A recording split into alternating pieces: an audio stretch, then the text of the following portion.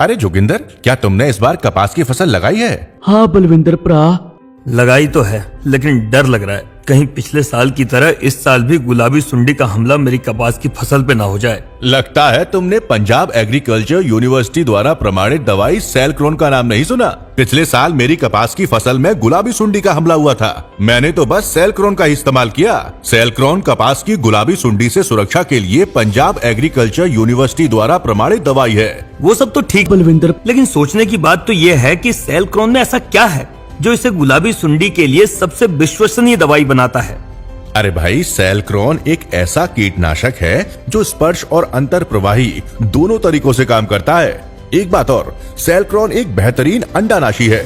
तो तुम्हारे कहने का मतलब है कि सेलक्रोन गुलाबी सुंडी के अंडों को खत्म करता है?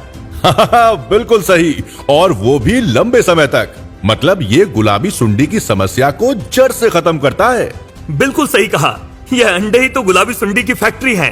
सेलक्रोन गुलाबी सुंडी के अंडों को खत्म करता है, मतलब समस्या को शुरुआत से ही खत्म करता है। बिल्कुल सही। और तो और, सेलक्रोन गुलाबी सुंडी को भी तुरंत मार गिराता है और पौधों को नुकसान से बचाता है।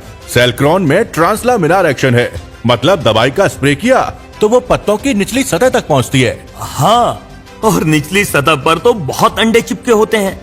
अब समझ में आया, सेलक्रोन का फंडा नष्ट करे गुलाबी सुंडी और अंडा। सेलक्रोन का उपयोग आप 15 से 55 दिन की फसल पर कर सकते हैं। मैं तो धन्यवाद देता हूँ उन लोगों का जिन्होंने सेलक्रोन को कपास की गुलाबी सुंडी के नियंत्रण के लिए प्रस्तावित किया। सेलक्रोन है तो कोई डर नहीं, क्योंकि सेलक्रोन का फंडा नष्ट करे गुलाबी सुंडी और अंडा। अभी अपने नजदीकी रिटेलर से खरीदें। ज्यादा जानकारी के लिए इस नंबर पे संपर्क करें।